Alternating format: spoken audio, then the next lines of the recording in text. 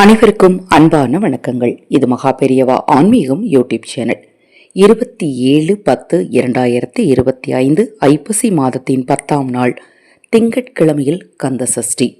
முருகனின் அருளால் உங்கள் வாழ்க்கையில் இருக்கக்கூடிய பிரச்சனைகள் தீரட்டும், உங்களுக்கும் உங்கள் குடும்பத்தாருக்கும் நல்லதே நடக்கட்டும். இன்றைய தினத்தில் செய்ய வேண்டிய விஷயங்களில் ரொம்ப முக்கியமான விஷயம் அப்படிங்கிறது தீபம் ஏற்றுவது தான். நாம் என்ன வழிபாடு செய்தாலும் முக்கியத்துவம் முதல்ல பார்த்திங்கன்னா தீபத்திற்கு தான்.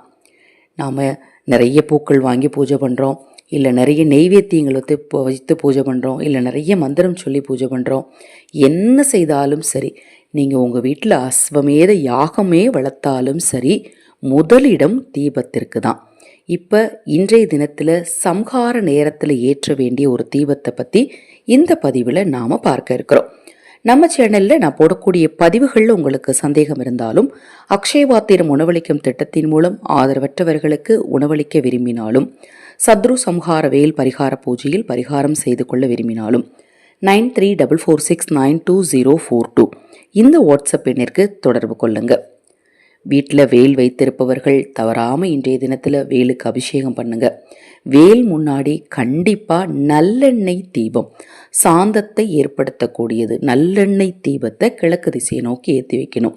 அதை போலவே உங்கள் வீட்டு நிலைவாசலின் இருபுறமும் ஒரு சிறிய தட்டில் மஞ்சள் தூள் போட்டு அதில் தண்ணீர் ஊற்றி அதன் நடுவே அகல் விளக்க வைத்து நீங்கள் விளக்க பொருத்தி வைக்கணும். இரவு தூங்குறதுக்கு முன்னாடி அந்த தண்ணீரை வீட்டை சுற்றி, அதாவது வீட்டுக்கு வெளியில் வீட்டுக்குள்ளெல்லாம் தெளித்து விட்டுருங்க. அந்த விளக்கு எடுத்து உள்ளே வச்சுருங்க.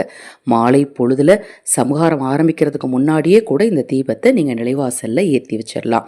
இன்றைய தினத்தில் தவறாமல் இந்த நிலைவாசல் தீபத்தையும் வேல் முன்னாடி ஏற்றி வைக்க வேண்டிய நல்லெண்ணெய் தீபத்தையும், வேல் முன்னாடி நல்லெண்ணெய் தீபம் வைக்கிறீங்களாங்க, அதுக்கு தட்டில் என்ன போடணும், அட்சதை அரிசி போடணுமா, துவரம்பருப்பு போடணுமா, இந்த டவுட் உங்களுக்கு கண்டிப்பாக இருக்கும். நவதானியம் இருந்தால் நவதானியம் போட்டுக்கோங்க, அரிசி இருந்தால் அரிசி, இல்லை துவரம் பருப்பு இல்லை அப்படின்னா தட்டில் தண்ணீர் ஊற்றி கொஞ்சம் மஞ்சத்தூள் போட்டு அகல் விளக்கு வைத்து தீபத்தை ஏற்றி வச்சுக்கோங்க. இன்றைய தினத்தில் ரொம்ப முக்கியம் பானக பிரசாதம் கண்டிப்பாக வைக்கணும். இப்போ நான் சொன்ன தகவலில் உங்களுக்கு என்ன சந்தேகம் இருந்தாலும் வாட்ஸ்அப்பில் கேளுங்க.